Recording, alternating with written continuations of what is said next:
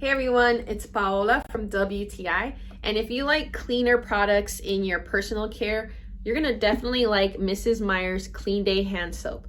So I like this brand a lot because of the ingredients. It doesn't have any of the nasty stuff like parabens, phthalates, artificial colors. It's all made with plant-based ingredients and essential oils. So the smell is very, very nice. This is the rainwater scent, and it's a very pleasant, fresh fragrance.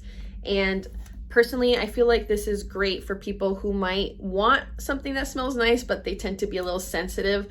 This is perfect because I'm that person. I really like that I can use this with nicer bottles that I have purchased, and I can just have these permanently there and I just refill them up.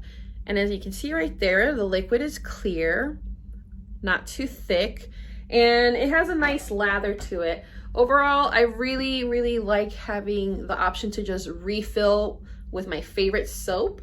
So I highly recommend it if you're a fan of cleaner products, but you also like to just be savvy with your budget and refill things.